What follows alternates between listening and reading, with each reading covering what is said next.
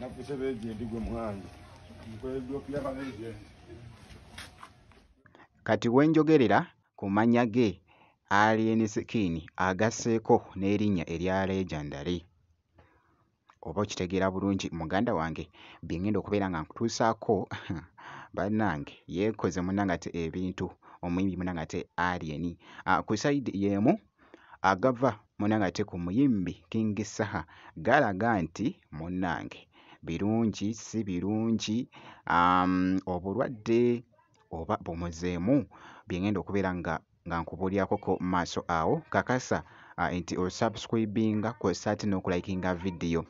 Bamutajaminati nsinza kujaminati Yugi mu byonna nno munnange kansuke nkutandise nti omuyimbi Alien Skin avuddeyo ng'ali crazy bitya wali munnange ate mu katambi, naye simanyi oba ddala actually ndowooza anti nga womanyi munnange ate omuyimbi Alien ali very crazy. Actually abaddeko ko ne show wabadde agenda naye nga yagambye nti omuntu oyo wabeera akola poster ateekeko nti no Legendary Alien Skin. Ne ba legend napuse bejendi gwe mwange mkwedokira ba bejendi gwe mwange bwoba okuba poster ya lero teekako Legendary Alien Skin.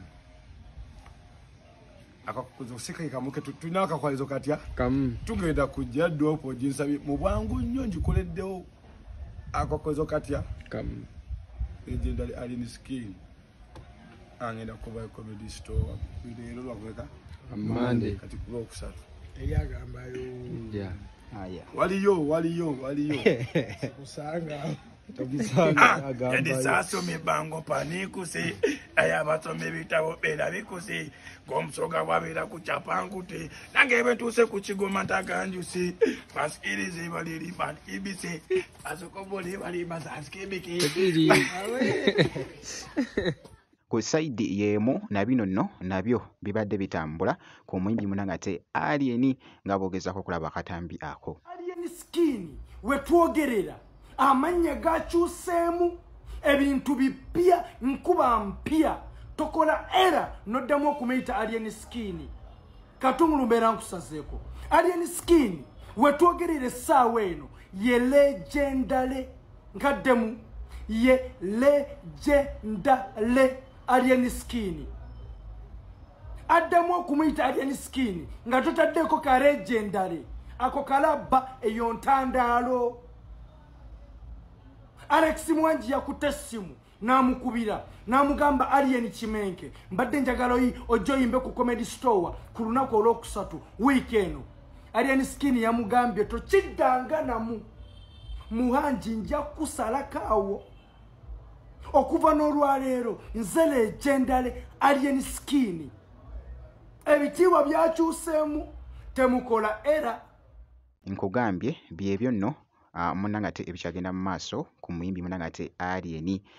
Kankwongereyo ko wali agava ku muyimbi munnange ate King Saha galaga nti naye simanyi munnange actually ngezezza ku munnange ate okunoonyereza byonna byambu munnange waliwo okubeera nga just nga tulaba obutambi obupya naye ate waliwo akatambi kendabye nga kalaga nti mwana mulenzi munnange ate mulamu naye ayinza okubeera nga mwattu nga mulamu naye nga bambi era ng'obulwadde munnange nga mwebuli.